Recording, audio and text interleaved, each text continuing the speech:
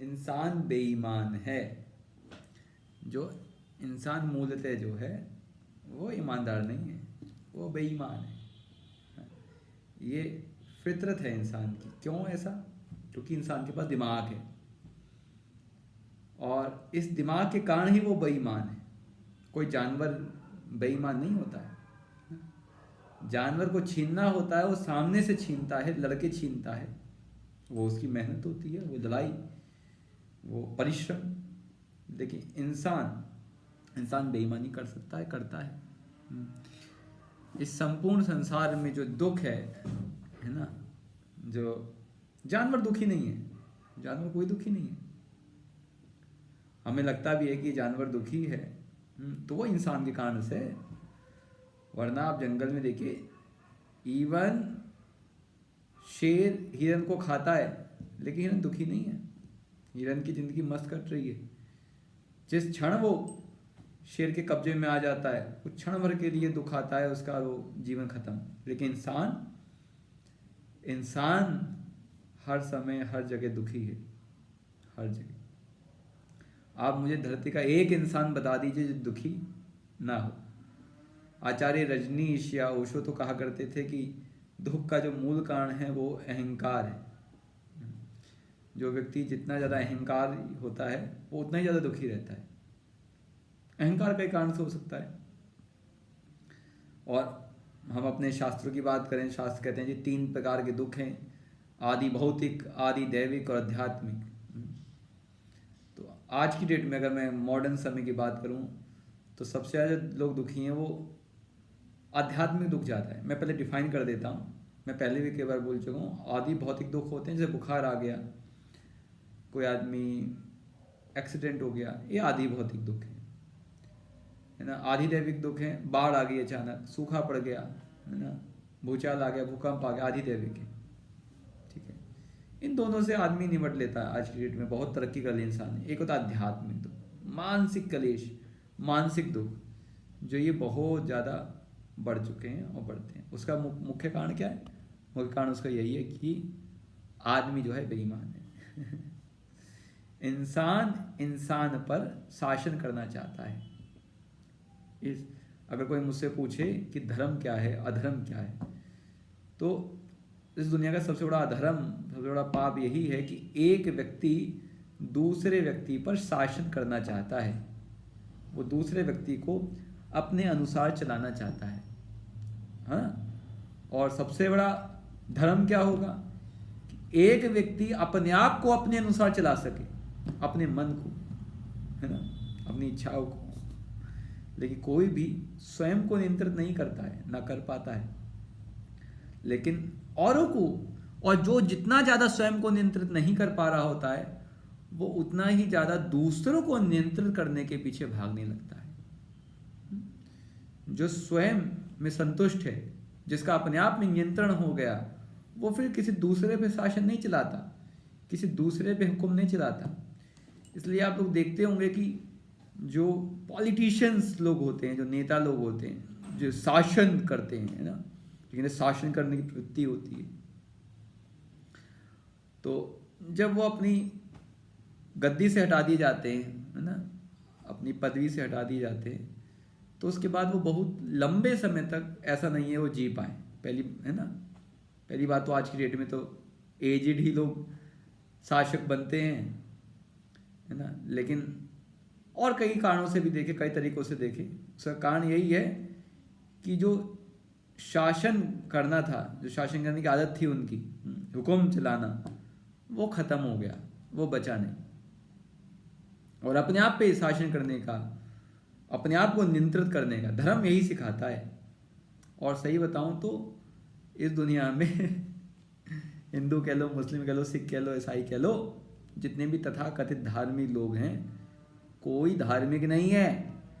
क्योंकि धर्म का मैं मूल बता दिया ना, अपने आप को कंट्रोल करना, अपने आप को नियंत्रित करना। अपने आप को कोई नियंत्रित नहीं करता, नो, नेवर, ट्राई भी नहीं करते, है ना।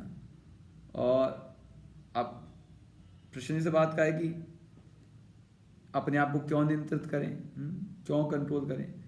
अरे भाई, अगर अपने आप को कंट्रोल नहीं करना, दूसरे को क्यों कंट्रोल करना है तुम्हें? दूसरे को भी मत करो, अपने को भी मत करो, दूसरे को भी मत करो फिर कंट्रोल। लेकिन जिन कारणों से आप दूसरे को कंट्रोल करना चाहते हैं वही कारण है आपके खुद के कंट्रोल करने के लिए। क्योंकि ये समाज जो है, ये दुनिया जो है, ये एक व्यक्ति से नहीं बनी हुई है।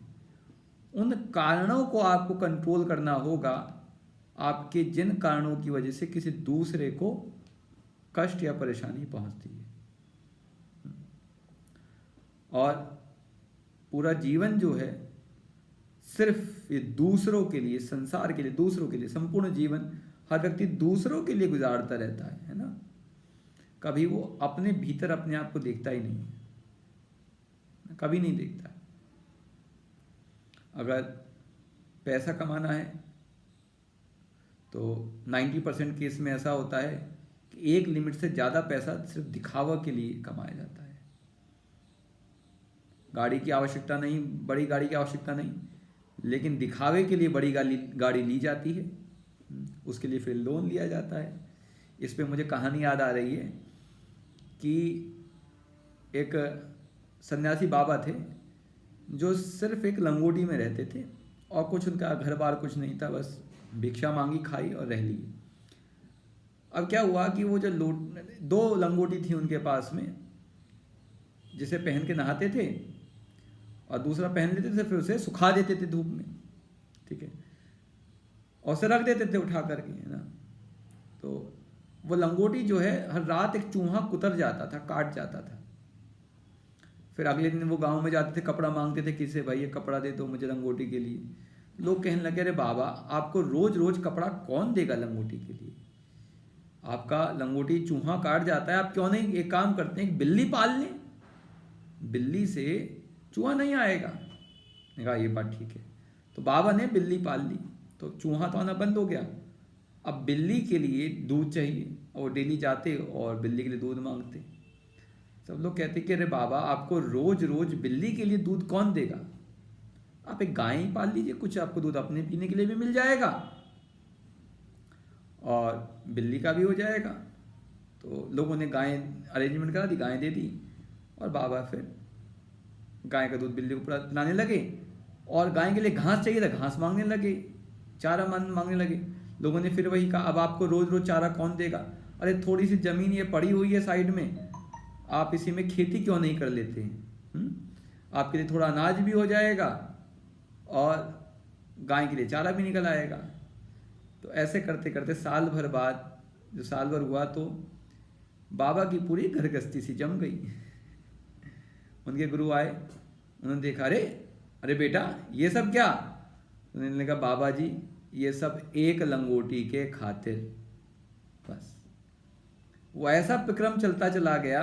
तो मैं वही प्रक्रम बता रहा हूं, मनुष्य एक प्रक्रम ऐसा करता है, उलझता चला जाता है उसके अंदर। कई लोग होते हैं सीधी सादी सामान्य से जिंदगी चल रही है, लेकिन कहते हैं एक काम करो यार, गाड़ी तो होनी चाहिए, कार के बिना क्या मजा यार, जरूरत तो पड़ती है। और मनुष्य इतना बेईमान है कि जिस काम को उसका मन करता है वो उसके लिए तर्क ढूंढ लेता है, कहता है यार होनी चाहिए गाड़ी, पैसे नहीं कोई बात नहीं लोन से ले लेंगे, फिर वो लोन से गाड़ी ले लेता है ना। और कई बार तो होता है कि बहुत सामान्य होता है, ठीक है, ये सब बड़ी इशू नहीं होते हैं, लोन चुक जाता है, गाड़ी रहती है, वो चलता रहती चीज़ें। कई बार क्या होता है कि वो लोन उसके सर पर एक आफत बन जाता है, फिर उसके लिए वो कुछ और काम ढूंढता है, और पैसा कमाना चाहता है, और पैसा कमाने के लिए वो फिर कुछ और काम ढूंढता है। कई लोग नौकरी जो करते हैं वो इन्वेस्टमेंट करते हैं इधर उधर, कई जगह इन्वेस्टमेंट में पैसा डूब जाता है, कई जगह पैसा आता भी है ना। ये डिपेंड करता है ना, पर्सन टू पर्सन जो मैं बोल रहा हूँ ना।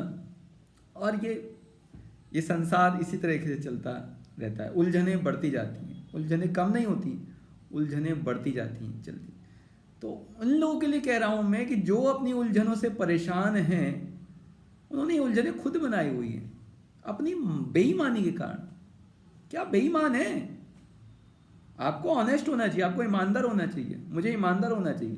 अरे मैं जो हूं जैसा हूं, मैं स्वीकार करूं उसे कि मैं ऐसा हूं, ये मेरी मूलभूत आवश्यकताएं हैं, मेरे पास इतनी मूलभूत सुविधाएं हैं, और इससे आगे बढ़ने के लिए मुझे परिश्रम करना, परिश्रम भी एक लेवल तक कर सकता हूं। तो मुझे तो यही लगता है ना। और किसी के लिए नहीं, स्वांतः सुखाय तुलसी रघुनाथ गाथा, अपने अंतकरण के आनंद के लिए ये वीडियो रिकॉर्ड की है मैंने। आप लाइक करें, अनलाइक करें, शेयर करें, ना करें।